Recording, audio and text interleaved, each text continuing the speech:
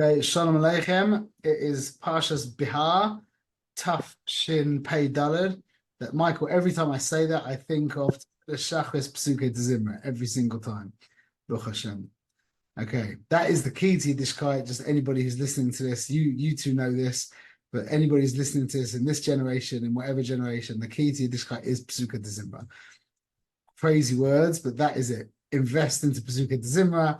You'll be Zocher to Kriya Shema, you'll be Zocher to Shemona Esrei, and then you'll be Zocher to a good morning, a good afternoon, an entire day, the week, the year, and you're doing great. Okay, so we're gonna start. Usually we start our shir with a whole bunch of questions, yeah.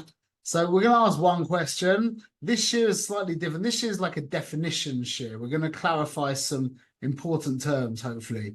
So the question is going to be that the beginning, Bihar begins, the pasuk, Daber b'nei Yisrael v'amartu aleihem ki savo el haaretz asher ani noisei nachem v'shavtu haaretz Shabbos ladunai. Yeah, he says, say to the b'nei Yisrael, he's talking to Moshe, say to them that when you come into the Aretz that I give you, you come into the land that I give you, you should keep Shemitah, Bekitza, Shabbos to Hashem. Then the next pasuk he says, Sheish shanim tizra sodecha, v'sheish shanim tizmor karmecha, v'asavta est v'asa. And then after saying it will be a Shabbos to Hashem, he then says, 6 years you will plant your field, and 6 years you will do your grapevines, whatever that is. So it's backwards. You should have said, like, Shabbos is always 6 days you work and then you rest on Shabbos. Here it says there's Shabbos and 6 years you work. So we're going to try and answer that. That's going to be the answer to an intense question that we're going to ask. But that's really the answer, the question, answer, however you want to phrase it. Okay. So we're going to really try and understand a little bit, one kivan to understand how Choshev Shemitah is and what's the inyan.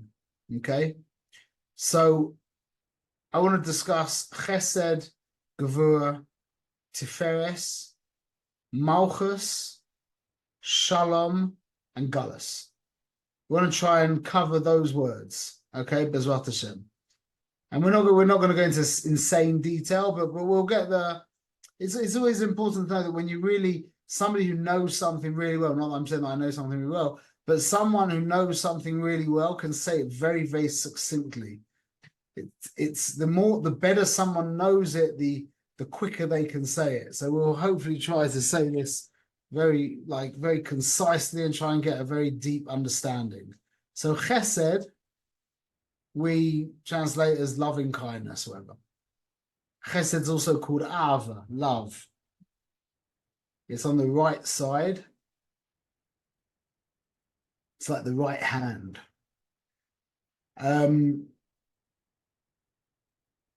Chesed is comparable to water and to sugar. Well, what does it mean, loving kindness? See, Chesed is Chesed is expansion. It's without barriers. You know the best way of visualizing Chesed, the best visualization? Yitzi, where you are right now on your kitchen counter, yeah? You don't have to do this. But if you take a glass of water and you pour the water on the counter, watch what the water does. That's Chesed. Just goes out. If there's barriers there, it will either roll over them or it will go around them. But it's the opposite of barriers. And that's why it's sugar. Because sugar dissolves things. Like, for example, when you put a tooth in Coca-Cola, yeah, they show you that. Like sugar dissolves, sugar breaks down your teeth. Sugar dissolves things. It gets rid of the barriers. It gets rid of the boundaries. The boundaries, the definition it breaks definitions. It spills over, and that's why it's loving kindness, because it's just me going out, and it's got nothing to do with you. Chesed and Ava is about me. I just want to give. I just want to go out. I just want to express. Yeah. So you can swallow people. People can be suffocated in people's love, in people's chesed. Yeah. Because it's not about them. It's about me. Hoid is when chesed, netzach is when chesed starts becoming gay. We're not going to talk about that now, but netzach is when chesed starts to become tempered by the other. Yeah? Okay, so that's chesed, which is ava, which is just expansion, going out. So gvura, which is on the left side, which is yira, which is din, that is the opposite. That is the erection of boundaries, of barriers, of definitions. And that's why it's comparable to salt. Because in the old days, before refrigeration, how would they make sure that the meat was preserved? Is you salt it. Salt preserves. Sugar dissolves and salt preserves. It's the opposite. Almost the opposite. So din is just there's me, there's you, there's him, there's it, there's that. Everything is a world of, that's why it's like fire. Yeah, we said that chesed is like water. Din is like fire. Why? Fire dries things out. It causes hafrada, like fragmentation, separation. That's what fire does. It breaks things apart. It means now there's the water brings it all together. Water also sticks stuff together. And you can stick things with water. Just as a side point, because it's so funny. When I was a kid, I think I told you this actually, Yitzi, with the fruit gums, with those candies.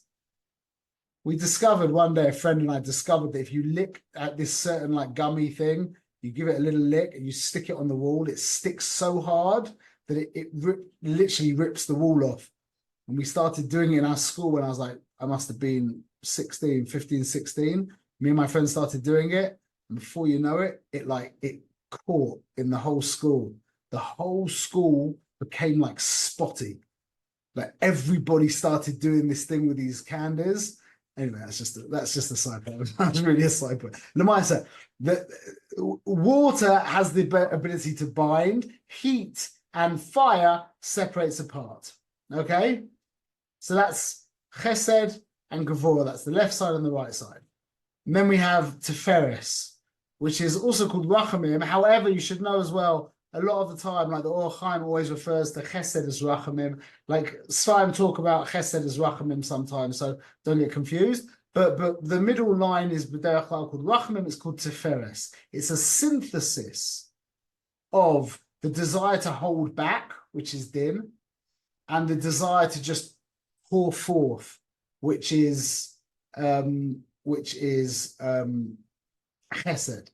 Now, see, Tiferes isn't technically quite it. See, Tiferes is about the other a little bit, but see, it means because if you're just pouring forth, you'll flood them, and if you're holding back, you'll starve them. Yeah, so Tiferes is now about making a pashara, like how do you say that? Like a middle, how do you say that? A compromise between them. Yeah, giving enough. Like a dud, a nipple is a great example where it allows the milk to go through, but in a very constricted kind of way, so that the child isn't drowned in the milk. Yeah. Then the way then it goes into Netzach and Hoid. I don't want to talk about this now because this is a bit more complicated. But Netzach and Hoid is how are we going to actually give this to the other? Yeah, they are to do with the practical application of the desire to give. And then remember, Gevurah is not really a desire. See, really, there's only a desire to give. That's really the desire. But Gevurah tempers that. So Gevurah is only in relationship. Gevurah is after Chesed.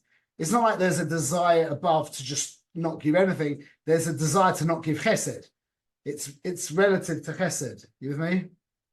The ability to the desire to hold back. Okay, and then we have the middle path, which is like we said, which is the synthesis. It's the giving in a more in a way that the other can receive. Okay. We're not going to talk about so much about Netzahoid and Yesoid, Malchus. So what's Malchus? Malchus is the moon. Malchus is an empty vessel that receives. And as such, everything comes together in Malchus. Malchus receives the nine facets.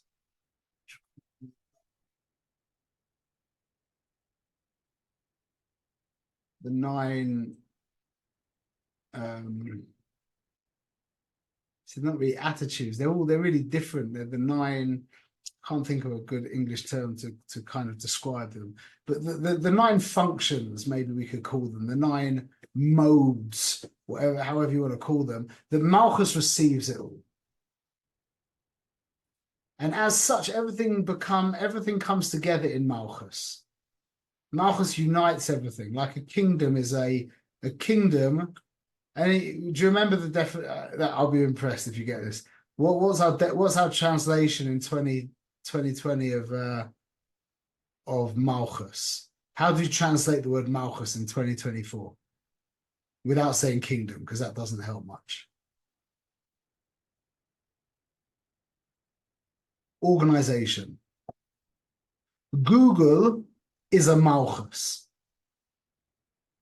The United States of America is a Malchus. Yeah. Your whatever business you're working for is a Malchus.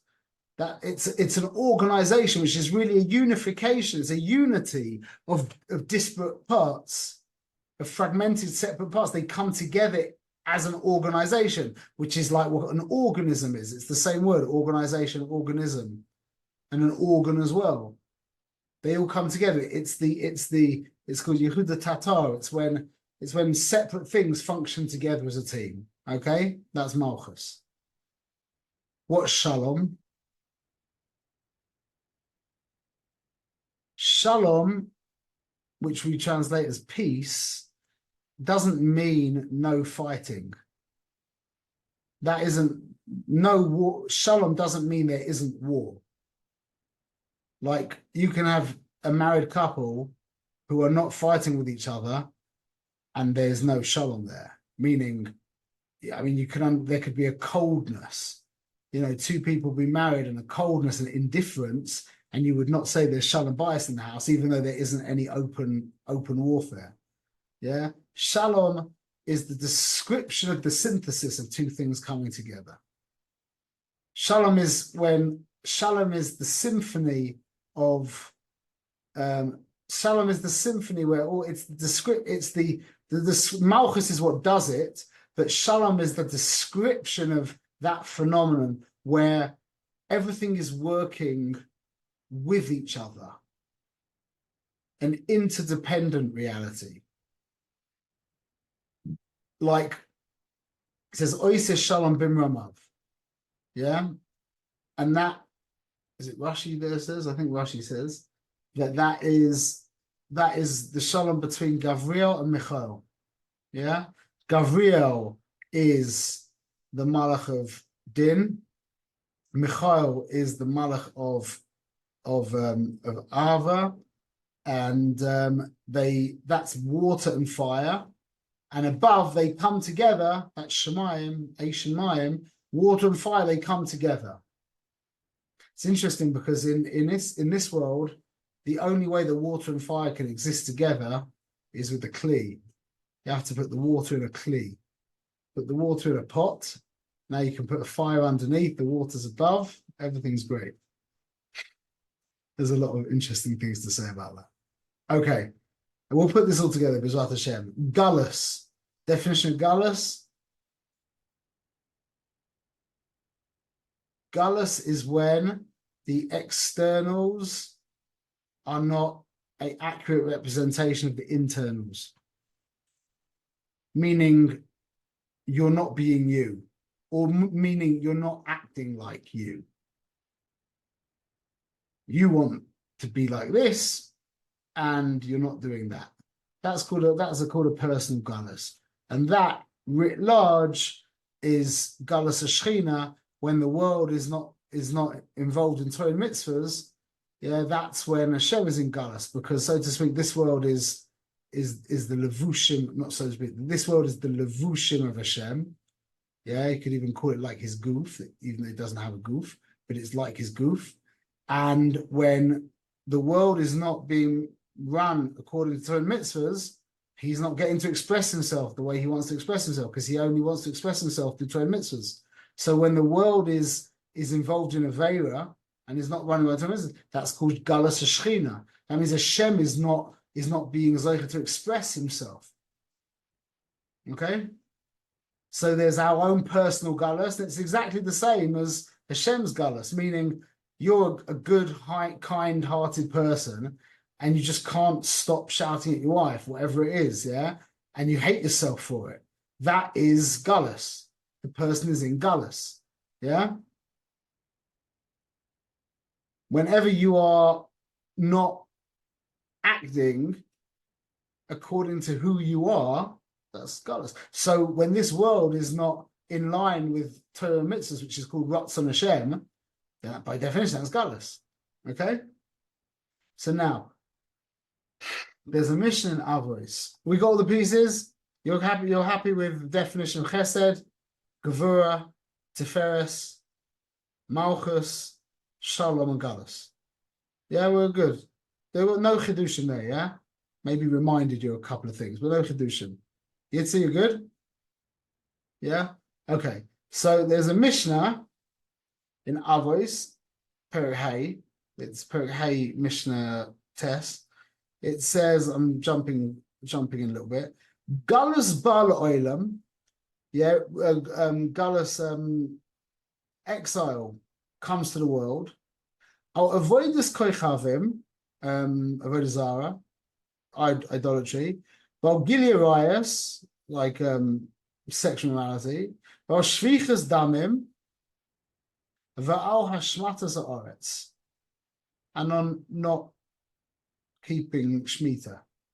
Yeah, the Bartanura says, Al Shvatas Haaretz, Shahoshim v'zoyim v'shvius.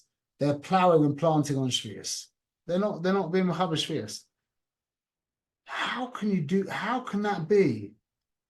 The Gimel Chumurus, yeah, the three cardinal sins that you have to die for rather than commit are grouped together with Shemitah. A guy's plowing, and how can you compare killing someone, a riot, and immorality, sexual immorality, and avodah zara to a guy on a year? Or he's got a whole year and he's doing a little bit of planting and plowing and planting. Yeah, that's always boggled my mind. How can you connect them together? It's a completely different thing. Okay. So let's try and do this. This is fun. You'll enjoy this. Link the Gimel Chamurus with Chesed, Gevur, and Tiferes. There you go. You see, this is your question.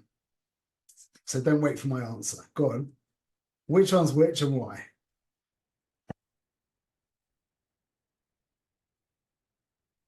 Which one is Giliarias?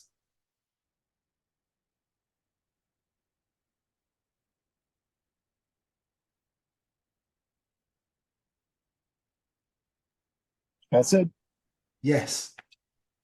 I'm going to ask why later. Okay, so now the other two. Which one is Shvichas Damim? The knee-jerk reaction is to say Gevura, but yeah. And then we've left with Avodah Zara in the middle, which is a little bit. How does that work? But we'll explain. Tiferes? What? Is that Tiferet, the combination? So Avodah Zarah is neged Tiferes. Also, don't forget Tiferes is Torah. Tiferes is Torah, an MS. Yeah, Torah's MS. So Chesed, as we said, is the obliteration of barriers. That's Gilead Arias. That's what Gilead Arias is. There's no boundaries between us. That was Yishmael. That also spills over into Geneva. Yeah, when I don't see you as a specific something separate to me, then I'll steal your stuff because it's like what's yours is mine, what's mine is yours. Why not? I'll help myself. Also, Gilead Arias is the Indian of blurring the boundaries. It's two people merging with one another. Yeah. So that's Chesed. That's the psolus of Chesed. Why Shvichas Damim connected to Gevura, to Din? Because the only way I can kill someone is when I see them as something absolutely distinct and separate from me.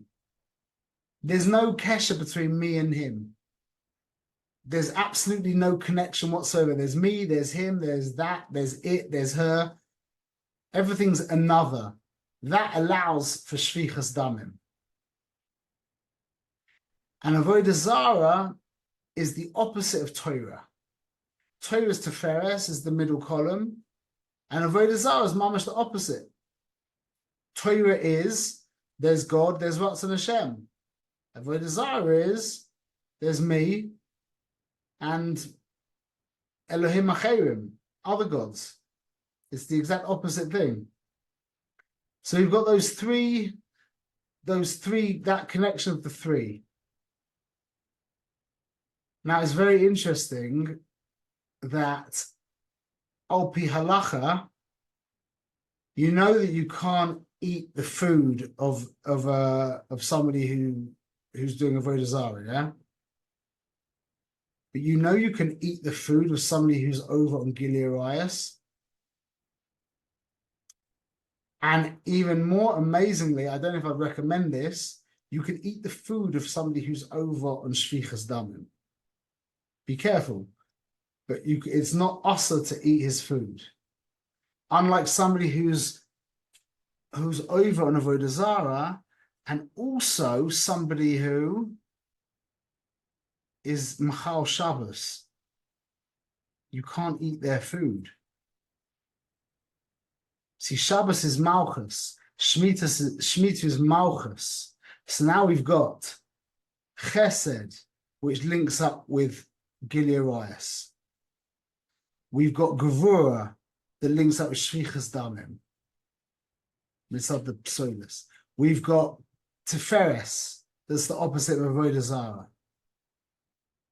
And then we've got Malchus, which is not keeping Shabbos, which is the same as being Machal Shemitah, same thing. That's Malchus. Now, Gilead Arias and Shvichas Damim, they're midas, meaning that's the desire to give and the desire to hold back. Yeah?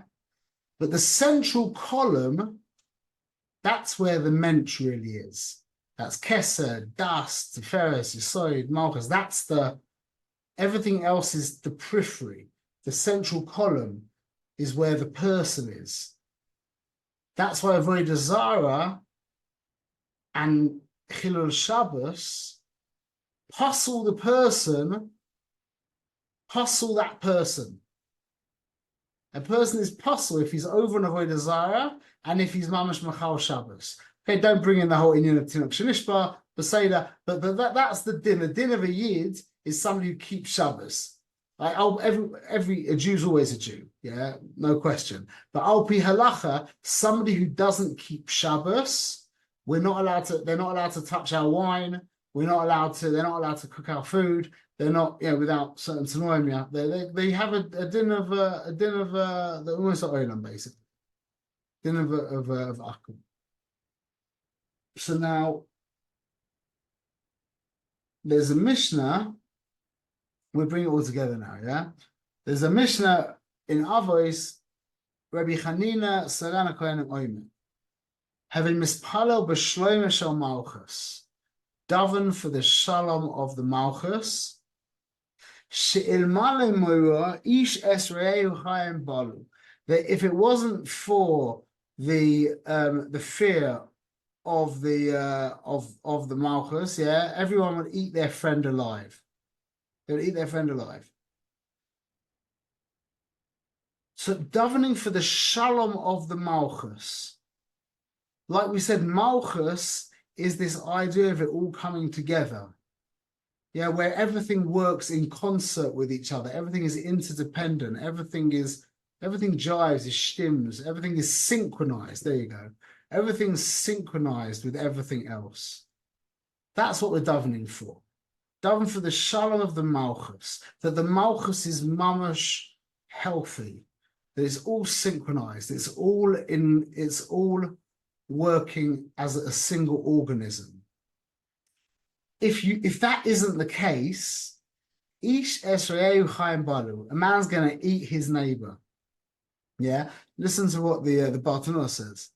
He says, Taz Adam Kadage Hayam, he brings from Habakkuk, that a man is like it means that man is like the fish of the sea. Ma dagim shebiyam, ko gado mechavero boileas chaveroi, just like the fish of the sea, a bigger fish eats a smaller fish. Af b'nei Adam ilmale moirash al malchus, ko gado mechavero boileas chaveroi. That if it wasn't for the fear of the malchus, every man would eat, any man who's bigger than the other will eat his chaver. Yeah. See, the unity of fish. You ever seen a shoal of fish swimming? They're a oneness, yeah. But they're not a shalom. Their oneness is not a shalom. Their oneness is a complete bittul. See, a shalom is not a complete bittul, meaning the woman doesn't stop being a woman, the man doesn't stop being a man. They just assume their roles in the greater picture. Whereas fish, that's not how fish are. Fish are just loads of the same thing, doing the same thing. That's the bittul of fish. So now, it comes out that we're davening, the shalom should be not a bittul where we just become homogeneous. It's a bittul where everybody retains their own uniqueness,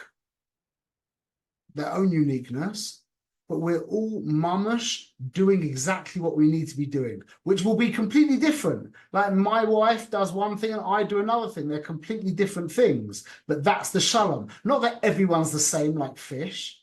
So we're davening, that's what we're davening for. That's the shalom. And now this is now we get back to the first question. How do we do that? How do we create this interdependent reality? This synchronization between all these different parts. How do we do it? And that's the answer. That answers up the first thing we said. Why did it put the Shemitah before the 6 days? Remember the first question we asked? It says first Shabbos, and then it says the 6 years of working. Why? That's how we live an interdependent life, is that we put the goal first. We start with the goal, that comes first, and now everything else falls into place.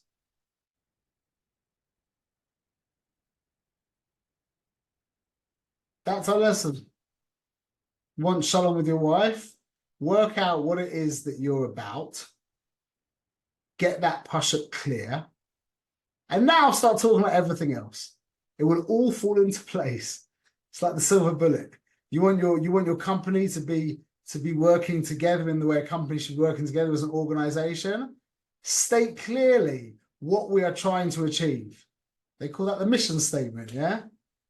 Create the mission statement, get it clear, and have everyone look at it. Everyone look at it.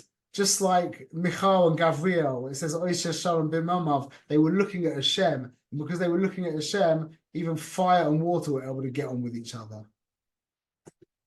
Okay, so that was our lesson, B'ezrat Hashem. I mean, we learned a lot of definitions. That was the main point. I think you probably knew the punchline anyway, but the journey was important there. So we should be Zoicha B'ezrat Hashem. We should be Zoicha to Shalom Bayis, big Gesundta Shalom Bayis, which means that the prerequisite to Shalom Bayis, like we said, is getting the goal straight. But the foundations of that is the man has to be a man, and the woman has to be a woman. That's really the key to it, is because even if you're both the same, like you're just good friends, yeah, and you're just doing the same thing, that's like fish. That's not shalom. Shalom is when we've got two separate things that are working in concert. So that's the whole union of man and woman, and we should be zocher b'ezrat Hashem. Okay, and a Fredich Lag BaOmer. I'm going to give a share if you've got koyach tomorrow. Oh, wait, what's the time? But it's morning for you, so it'll be this evening probably. I'm going to give share at 5 o'clock for a short show on Lag BaOmer if you're interested. Sounds great. Thank you.